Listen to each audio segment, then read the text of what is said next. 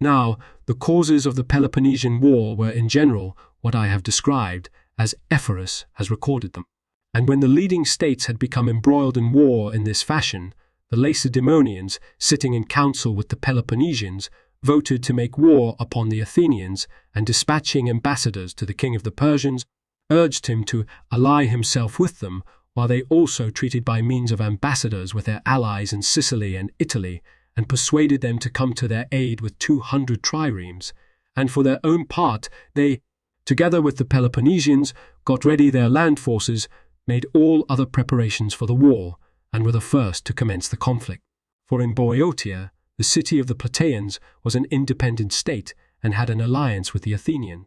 But certain of its citizens, wishing to destroy its independence, had engaged in parleys with the Boeotians, promising that they would range that state under the confederacy organized by the Thebans and hand Plataea over to them if they would send soldiers to aid in the undertaking.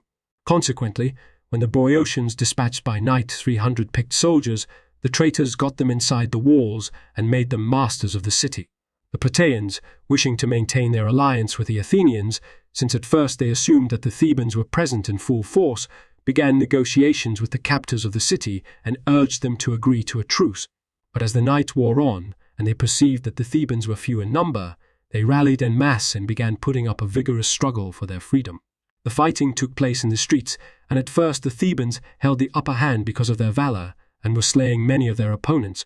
But when the slaves and children began pelting the Thebans with tiles from the houses and wounding them, they turned in flight, and some of them escaped from the city to safety, but some who found refuge in a house were forced to give themselves up. When the Thebans learned the outcome of the attempt from the survivors of the battle, they at once marched forth in all haste in full force. And since the Plataeans who dwelt in the rural districts were unprepared because they were not expecting the attack, many of them were slain, and not a small number were taken captive alive, and the whole land was filled with tumult and plundering. The Plataeans dispatched ambassadors to the Thebans, demanding that they leave Plataean territory and receive their own captives back. And so, when this had been agreed upon, the Thebans received their captives back, restored the booty they had taken, and returned to Thebes. The Plataeans dispatched ambassadors to the Athenians, asking for aid, while they themselves gathered the larger part of their possessions into the city. The Athenians, when they learned of what had taken place in Plataea, at once sent a considerable body of soldiers. These arrived in haste, although not before the Thebans, and gathered the rest of the property from the countryside into the city, and then, collecting both the children and women and the rabble, sent them off to Athens. The Lacedaemonians, deciding that the Athenians had broken the truce, mustered a strong army from both Lacedaemon and the rest of the Peloponnesian. The allies of the Lacedaemonians at this time were all the inhabitants of the Peloponnesus, with the exception of the Argives, who remained neutral, and of the peoples outside of the Peloponnesus, the Megarians, Ambraciotes, Leucadians, Phocians, Boeotians, and of the Locrians, the majority of those facing Euboea, and the Amphicians of the rest. The Athenians had as allies the peoples of the coast of Asia, namely the Carians, Dorians, Ionians, and Hellespontines, also all the islanders except the inhabitants of Melos and Thera, likewise the dwellers in Thrace except the Chalcidians and Potidæans, furthermore the Messenians who dwelt in Naupactus and the Circaeans. Of these, the Chians, Lesbians, and Circaeans furnished ships, and all the rest supplied infantry. The allies then, on both sides, were as we have listed them. After the Lacedaemonians had prepared for service a strong army, they placed the command in the hands of Archidamus their king. He invaded Attica with his army, made repeated assaults upon its fortified places, and ravaged a large part of the countryside. And when the Athenians, being incensed because of the raiding of their countryside, wished to offer battle to the enemy, Pericles, who was a general and held in his hands the entire leadership of the state, urged the young men to make no move, promising that he would expel the Lacedaemonians from Attica without the peril of battle.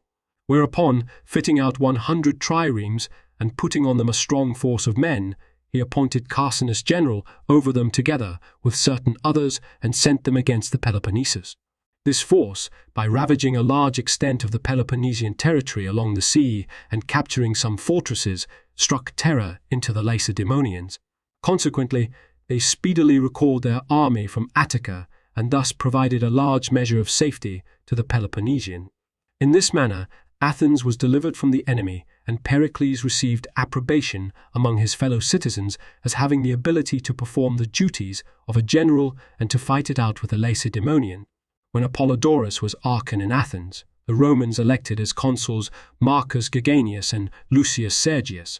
During this year, the general of the Athenians never ceased plundering and harrying the territory of the Peloponnesians and laying siege to their fortresses. And when there were added to his command 50 triremes from Caesarea, he ravaged all the more the territory of the Peloponnesians, and in particular he laid waste the part of the coast which is called Acta, and sent up the farm buildings in flames. After this, sailing to Methone in Laconia, he both ravaged the countryside and made repeated assaults upon the city.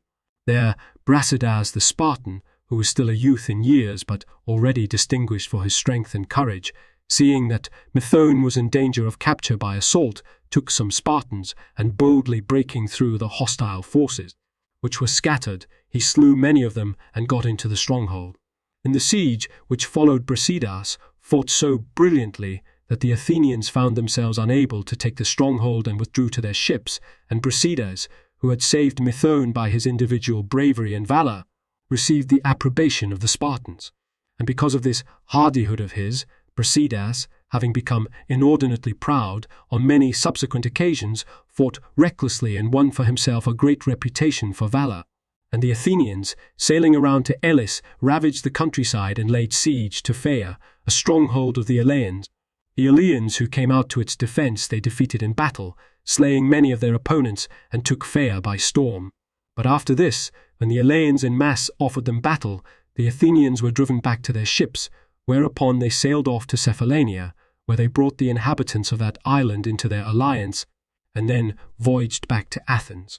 After these events, the Athenians chose Cleopompus general, and sent him to sea with 30 ships under orders, both to keep careful guard over Euboea and to make war upon the Locrians. He, sailing forth, ravaged the coast of Locris, and reduced by siege the city of Thronium, and the Locrians who opposed him he met in battle and defeated near the city of Alope. Following this, he made the island known as Atalante, which lies off Locris, into a fortress on the border of Locris for his operations against the inhabitants of that country.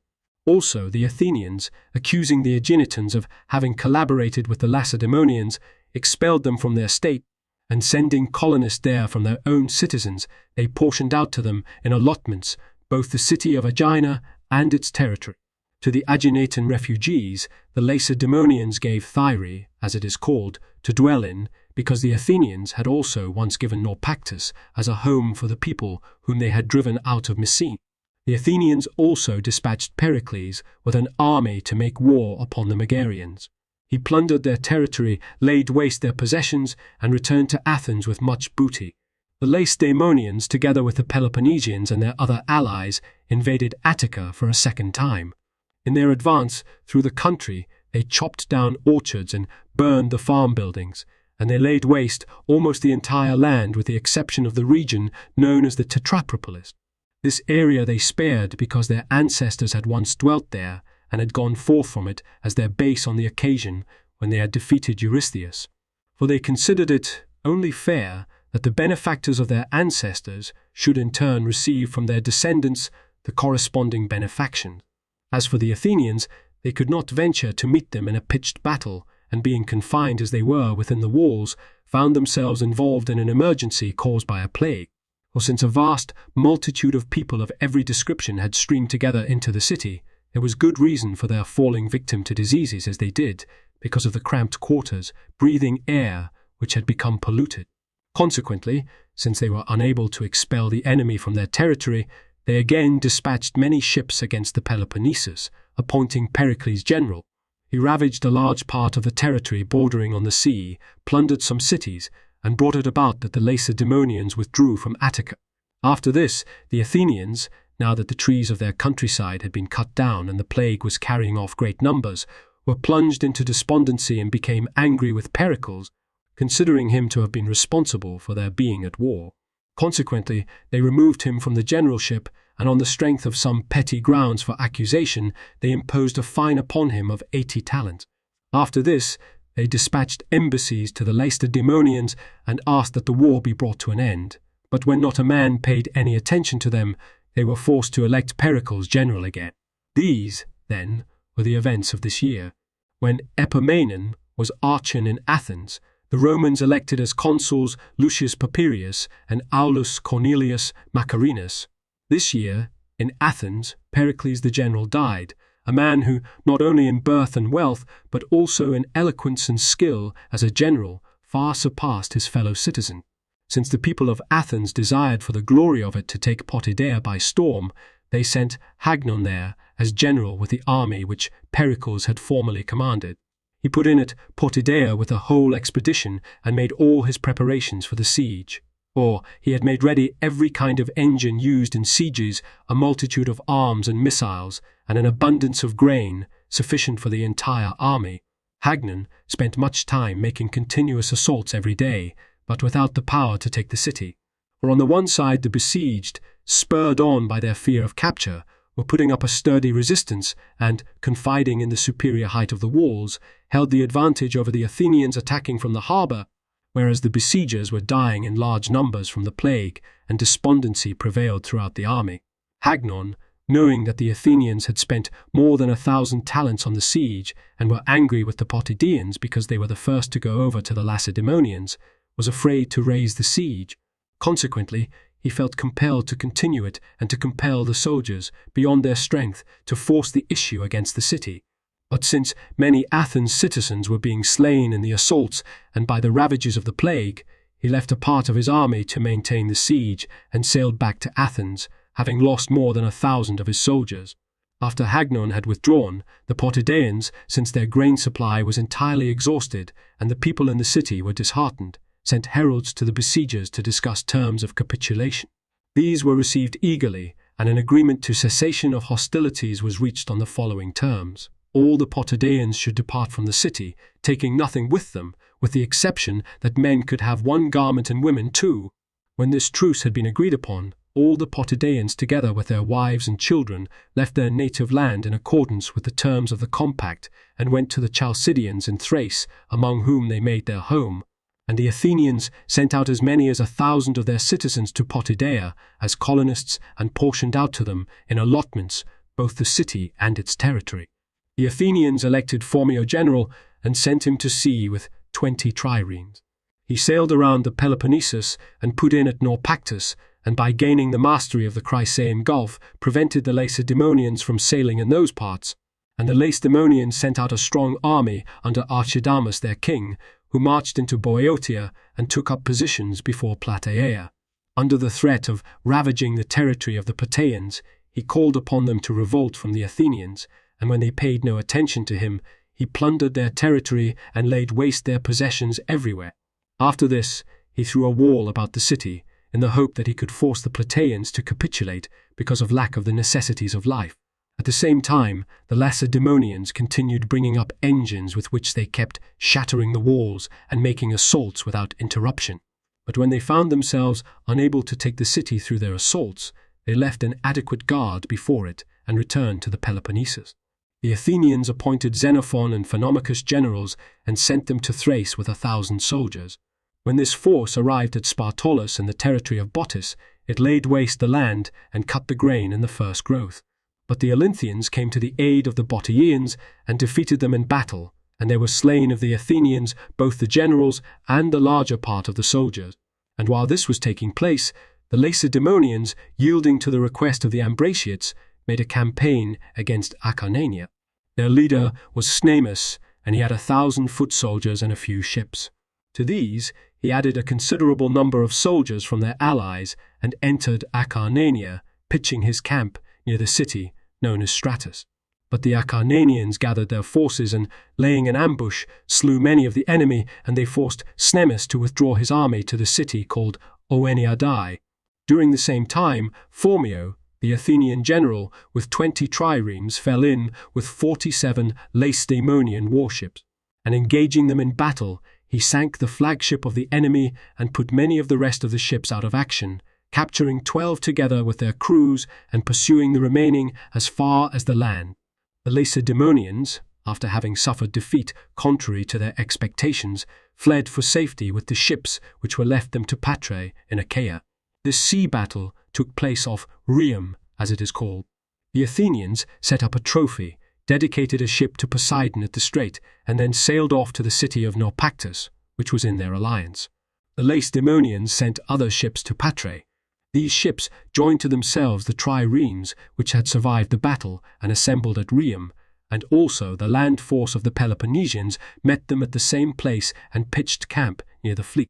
And Phormio, having become puffed up with pride over the victory he had just won, had the daring to attack the ships of the enemy, although they far outnumbered his, and some of them he sank, though losing ships of his own, so that the victory he won was equivocal.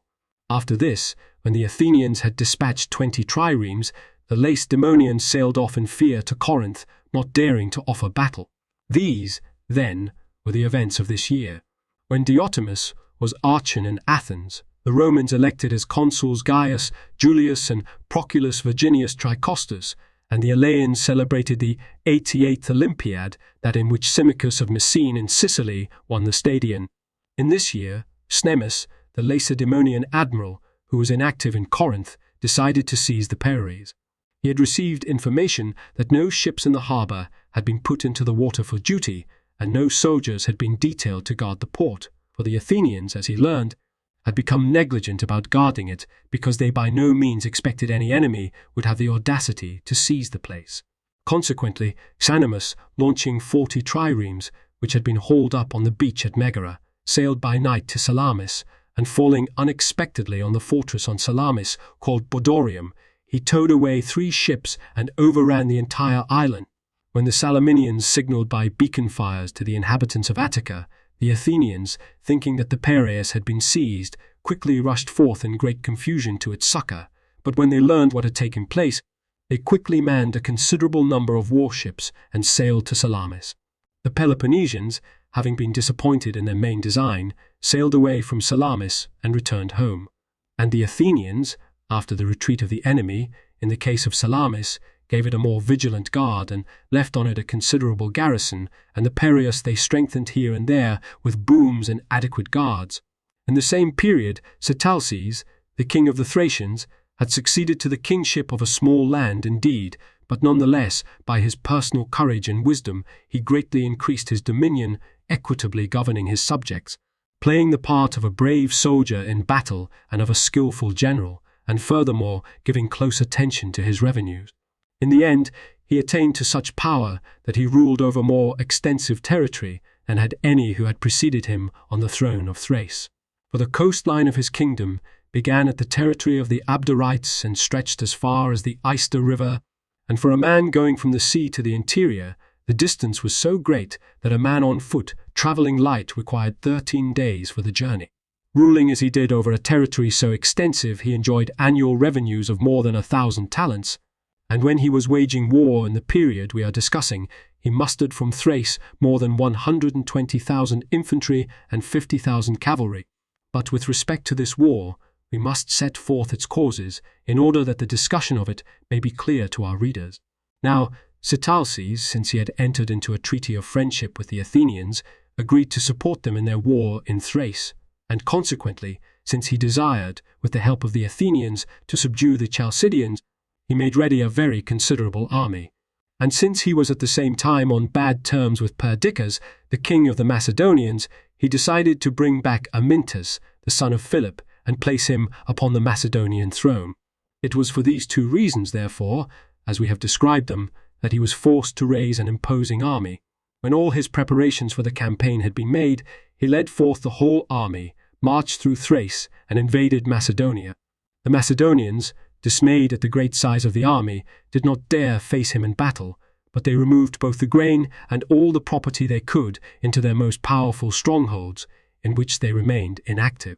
The Thracians, after placing Amyntas upon the throne, at the outset made an effort to win over the cities by means of parleys and embassies, but when no one paid any attention to them, they forthwith made an assault on the first stronghold and took it by storm. After this, some of the cities and strongholds submitted to them of their own accord through fear. And after plundering all Macedonia and appropriating much booty, the Thracians turned against the Greek cities in Chalcidice.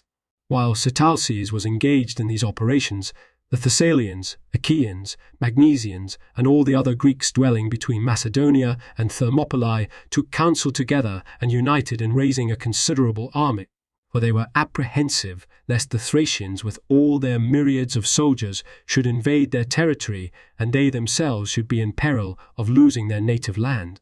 Since the Chalcidians made the same preparations, Sitalces, having learned that the Greeks had mustered strong armies, and realizing that his soldiers were suffering from the hardships of the winter, came to terms with Perdiccas, concluded a connection by marriage with him, and then led his forces back to Thrace.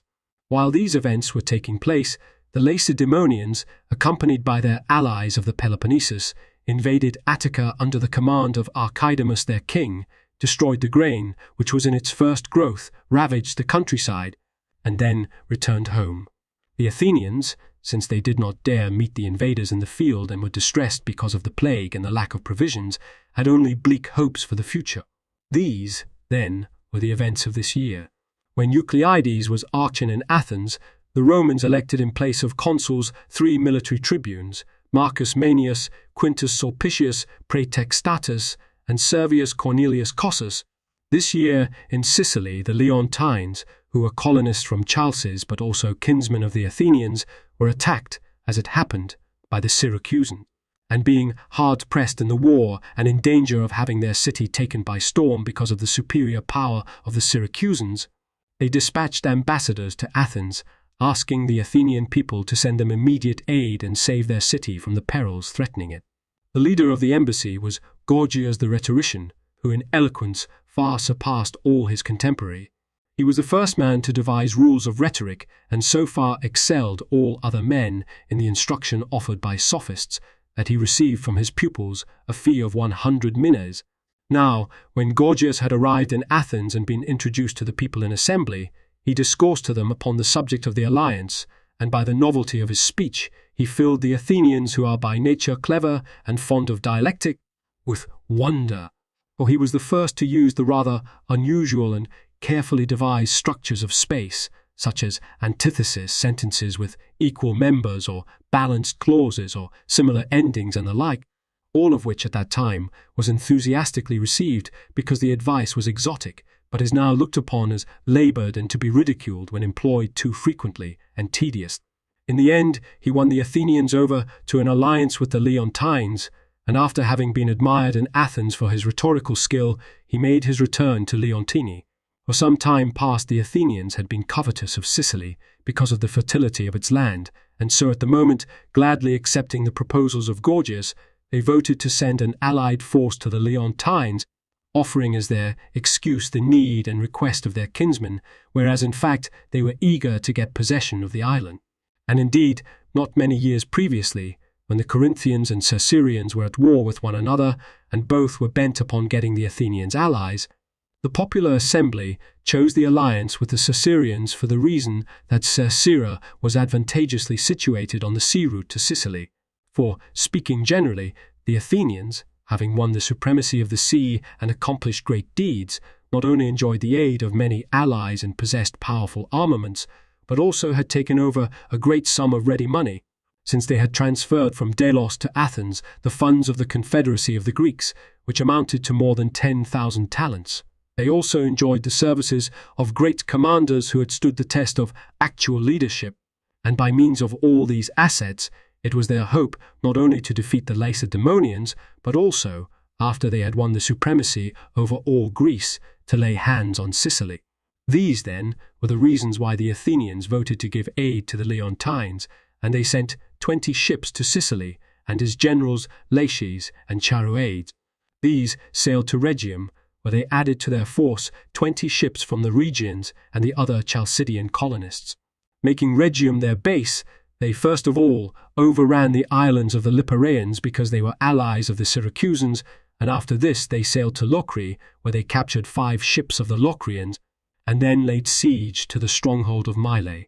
When the neighboring Sicilian Greeks came to the aid of the Mylaeans, a battle developed in which the Athenians were victorious, slaying more than 1,000 men and taking prisoner not less than 600, and at once they captured and occupied the stronghold. While these events were taking place there, arrived 40 ships which the Athenian people had sent, deciding to push the war more vigorously. The commanders were Eurymedon and Sophocles. When all the triremes were gathered into one place, a fleet of considerable strength had been fitted out, consisting as it did of 80 triremes. But since the war was dragging on, the Leontines entered into negotiations with the Syracusans and came to terms with them.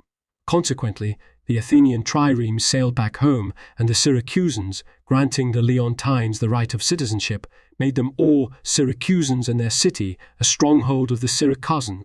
Such were the affairs in Sicily at this time. In Greece, the Lesbians revolted from the Athenians, for they harbored against them the complaint that, when they wished to merge all the cities of Lesbos with the city of the Metalaeans, the Athenians had prevented it. Consequently, after dispatching ambassadors to the Peloponnesians and concluding an alliance with them, they advised the Spartans to make an attempt to seize the supremacy at sea, and toward this design they promised to supply many triremes for the war. The Lacedaemonians were glad to accept this offer, but while they were busied with the building of the triremes, the Athenians forestalled their completion by sending forthwith a force against Lesbos, having manned 40 ships and chosen Cleinipides as their commander. He gathered reinforcements from the allies and put in at Mytilene. In a naval battle which followed, the Mytilenaeans were defeated and enclosed within a siege of their city. Meanwhile, the Lacedaemonians had voted to send aid to the Mytilenaeans and were making ready a strong fleet, but the Athenians forestalled them by sending to Lesbos additional ships along with 1,000 hoplites. Their commander, Paches the son of Epiclerus, upon arriving at Mytilene, took over the force already there, threw a wall about the city, and kept launching continuous assaults upon it, not only by land but by sea as well. The Lacedaemonians sent 45 triremes to Mytilene under the command of Alcidas, and they also invaded Attica, which they had passed by before, ravaged the countryside, and then returned home. And the Mytilenaeans, who were distressed by lack of food and the war, and were also quarrelling among themselves, formally surrendered the city to the besiegers. While in Athens, the people were deliberating on what action they should take against the Mytilenaeans, Cleon, the leader of the populace and a man of cruel and violent nature, spurred on the people, declaring that they should slay all the male Mytilenaeans from the youth upward and sell into slavery the children and women. In the end, the Athenians were won over and voted as Cleon had proposed, and messengers were dispatched to Mytilene to make known to the general the measures decreed by the popular assembly. Even as Paches had finished reading the decree, a second decree arrived, the opposite of the first. Paches was glad when he learned that the Athenians had changed their minds, and gathering the Mytilenaeans in assembly, he declared them free of the charges as well as of the greatest fears. The Athenians pulled down the walls of Mytilene and portioned out in allotments the entire island of Lesbos, with the exception of the territory of the Methymnaeans. Such, then, was the end of the revolt of the Lesbians from the Athenians. About the same time, the Lacedaemonians, who were besieging Plataea, threw a wall about the city and kept a guard over it of many soldiers.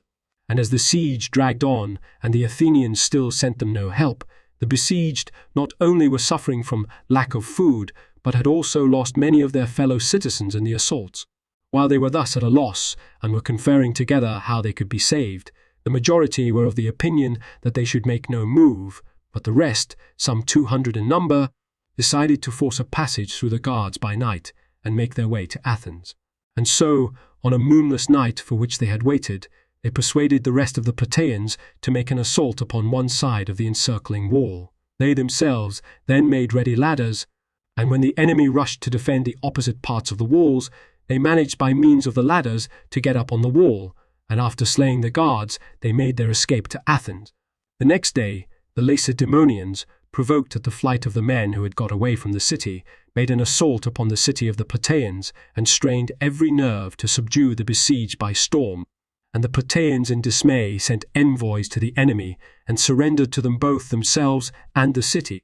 The commanders of the Lacedaemonians, summoning the Plataeans one by one, asked what good deed he had ever performed for the Lacedaemonians, and when each confessed that he had done them no good turn, they asked further if he had ever done the Spartans any harm, and when not a man could deny that he had, they condemned all of them to death. Consequently, they slew all who still remained, razed the city to the ground, and farmed out its territory. So the Plataeans, who had maintained with the greatest constancy their alliance with the Athenians, fell unjust victims to the most tragic fate. While these events were taking place, in Caesarea bitter civil strife and contentiousness arose for the feeling reasons. In the fighting about Epidamnus, many Caesareans had been taken prisoner and cast into the state prison, and these men promised the Corinthians that, if the Corinthians set them free, they would hand Caesarea over to them. The Corinthians gladly agreed to the proposals, and the Caesareans, after going through the pretense of paying a ransom, were released on bail of a considerable sum of talents furnished by the proxeni. Faithful to their promises, the Caesareans, as soon as they had returned to their native land, arrested and put to death the men who had always been popular leaders and had acted as champions of the people. They also put an end to the democracy. But when, a little after this time, the Athenians came to the help of the popular party, the Caesareans, who had now recovered their liberty, undertook to mete out punishment to the men responsible for the revolt against the established government. These, in fear of the usual punishment, fled for refuge to the altars of the gods and became suppliants of the people and of the gods. And the Caesareans, out of reverence for the gods, absolved them from that punishment, but expelled them from the city. But these exiles, undertaking a second revolution, fortified a strong position on the island and continued to harass the Caesareans. These, then, were the events of this year. When Euthynes was archon in Athens, the Romans elected in place of consuls 3 military tribunes, Marcus Fabius, Marcus Valenius, and Lucius Servilius. In this year, the Athenians, who had enjoyed a period of relief from the plague, became involved again in the same misfortunes. For they were so seriously attacked by the disease that of their soldiers they lost more than 4,000 infantry and 400 cavalry, and of the rest of the population, both free and slave, more than 10,000. And since history seeks to ascertain the cause of the malignancy of this disease, it is our duty to explain these matters. As a result of heavy rains in the previous winter, the ground had become soaked with water, and many low-lying regions, having received a vast amount of water, turned into shallow pools and held stagnant water, very much as marshy regions do. And when these waters became warm in the summer and grew putrid, thick, foul vapors were formed, which, rising up in fumes, corrupted the surrounding air. The very thing which may be seen taking place in marshy grounds which are by nature pestilential. Contributing also to the disease was the bad character of the food available, for the crops which were raised that year were altogether watery and their natural quality was corrupted. And a third cause of the disease proved to be the failure of the Artesian winds to blow, by which normally most of the heat in summer is cooled, and when the heat intensified and the air grew fiery, the bodies of the inhabitants, being without anything to cool them, wasted away. Consequently, all the illnesses which prevailed at that time were found to be accompanied by fever, the cause of which was the excessive heat. And this was the reason why most of the sick threw themselves into the cisterns and springs in their craving to cool their bodies. The Athenians, however, because the disease was so severe, ascribed the causes of their misfortune to the deity. Consequently, acting upon the command of a certain oracle, they purified the island of Delos, which was sacred to Apollo and had been defiled, as men thought, by the burial there of the dead. Digging up, therefore, all the graves on Delos, they transferred the remains to the island of Renea, as it is called, which lies near Delos. They also passed a law that neither birth nor burial should be allowed on Delos. And they also celebrated the festival assembly, the Delia, which had been held in former days, but had not been observed for a long time. While the Athenians were busied with these matters, the Lacedaemonians, taking with them the Peloponnesians, pitched camp at the isthmus with the intention of invading Attica again. But when great earthquakes took place, they were filled with superstitious fear and returned to their native lands. And so severe, in fact, were the shocks in many parts of Greece that the sea actually swept away and destroyed some cities lying on the coast, while in Locris the strip of land forming a peninsula was torn through and the island known as Atalante was formed. While these events were taking place, the Lacedaemonians colonized Trachis, as it was called, and renamed it Heraclea for the following reasons. The Trachinians had been at war with the neighboring Oetaeans for many years and had lost the larger number of their citizens. Since the city was deserted, they thought it proper that the Lacedaemonians, who were colonists from Trachis, should assume the care of it. And the Lacedaemonians, both because of their kinship and because Heracles, their ancestor in ancient times, had made his home in Trachis, decided to make it a great city. Consequently, the Lacedaemonians and the Peloponnesians sent forth 4,000 colonists and accepted any other Greeks who wished to have a part in the colony. The latter numbered not less than 6,000. The result was that they made Trachis a city of 10,000 inhabitants, and after portioning out the territory in allotments, they named the city Heraclea. The Lorb editor's notes. 1. The fuller account of the following incident is in Thucydides 2.2f. 2. The Boeotian League, which had been revived after Athens lost her dominating position in central Greece in the Battle of Coronea in 447 BCE, chap. 6. 3. Thucydides 2.57 says that the Plataeans persuaded the Thebans to withdraw from their territory and that they then slew the Theban captives. 4. Thucydides 2.64 calls these the least efficient of the men. 5. The 30-year truce concluded in 446 BCE, chap. 7. 6. Those facing Euboea were the Opuntian Locrians, those on the Corinthian Gulf, the Ozolian. 7. There is a lacuna in the Greek. The preceding words of the sentence are taken from Thucydides 2.95. 8. The 10 generals were the most important Athenian magistrates of this period, and Pericles, elected every year as one of the 10, acted as their president. 9. Many editors, see critical note, read enemy for Peloponnesians, thereby making the Athenians the ones who were made safe. But there is no reason to amend the text. The fleet dispatched by Pericles was ravaging the territory of many of Sparta's Peloponnesian allies. See the following chapter and Thucydides 2.25-30. The critical note to the Greek text, Pollen Asphalian Peloponnesioar Parikonto, reads, so the Miss, Ptolemaios Herman, followed by Worm, Dindorf, Becker, Vogel, and the eastern coast between Argolis and Laconia. 11. The single able general the Peloponnesians produced in this 10-year war. For his further career, see below chaps 62, 67, 68, 74. 12. Thronium and Alope are in Opuntian Locris facing the northern tip of Euboea. 13. In northern Laconia, near the border of Argolis. 14. Kep P. Book 11.84-7. 15. Four City. This was the northeastern part of Attica, containing the 4 demes of Marathon, Oenoe, Probalynthus, and Tricorythus, forming an administrative unit. 16. The Athenians had been the only people to offer a home to the Heraclidae in Tricorythus of the Tetrapolis. See Book 4.57. 17. The detailed description of this plague, whose symptoms resemble more those of typhus than of any other disease, is in Thucydides 2.47 f. 18. Thucydides 2.65-3 mentions only a fine. Plutarch, Pericles 35, states that estimates of the fine varied from 15 to 50 talents.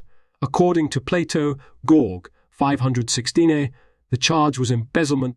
The Scholia on Aristophanes, Clouds 859, explain that Pericles entered in his accounts an expenditure as a deonta for necessary purposes, which the Lacedaemonians interpreted as being for bribes and accordingly punished some of their leading men. Also mentioned is the charge that the gold on Athena's statue was not of the weight charged, but Pheidias removed and weighed it, disproving the allegation. 19. An Athenian army had been before the city for 4 years. Seep. Chap. 34. 4. 20. At about the center of the north side of the Gulf of Corinth. 21. Specifically the Corinthians, the leading naval allies of the Lacedaemonians. 22. In the Thracian Chalcidice, near Olynthus. 23. In southern Acarnania. 24. Phormio's famous maneuvering in this battle is described in Thucydides 2.83-84. 25. A cape at the entrance of the Corinthian Gulf. 26. The Greek, which reads at the isthmus, must be defective, for Thucydides 2.84. 4. account makes it certain that the ship was dedicated near the scene of the battle. The emendation of Worm, see critical note, would have the dedication made to Poseidon, the patron god of the isthmus. The critical note to the Greek text, Kai Poseidoni peri ton porthmon, reads, Perius to peri Worm, 27 Thucydides, 2.86, 4, states that there were 77 ships against Phormio's 20. 28, these were reinforcements from Athens. 29, used to block the entrance. Chipi, book 18.64, 4.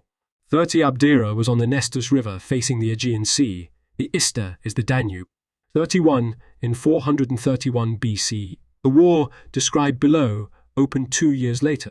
32, Perdiccas had driven his brother Philip from the kingdom, and Philip had taken refuge at the court of Sitalces. See Thucydides, 2.95.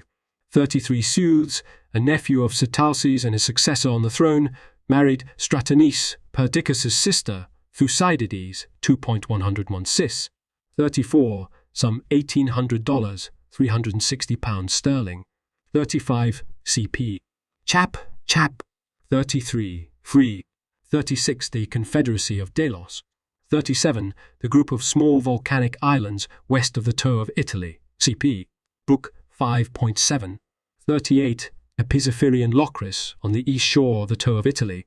39, on the north coast of Sicily, west of Messene.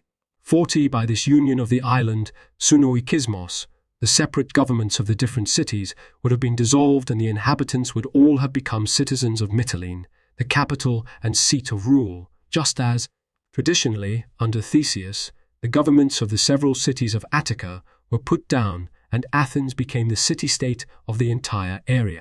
41, among Athenian colonists.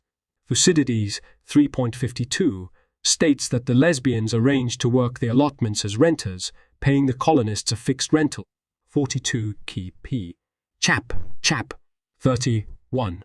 43, Proxeni were citizens of one city chosen by another city to look after the interests of its citizens who were residing, sojourning, or doing business there. They were a sort of consul in the modern sense. Or 44, key p. Chap. 45. 45, that is, the annual winds, blowing from the northwest in summer. 46, an ancient festival of the Ionian Amphityony, held in honor of Apollo and Artemis. Keep. Thucydides, 3.104. 47 of Corinth. 48, opposite Opus, in Opuntian Locris. 49, at the head of the Malian Gulf.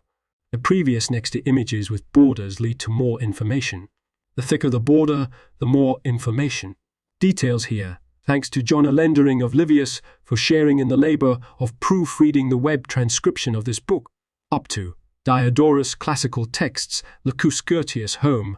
A page or image on this site is in the public domain only if its URL has a total of 1 asterisk.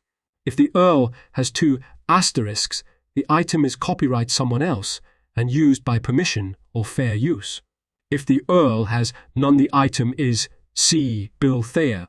See my copyright page for details and contact information. Page updated 5 Aug 16.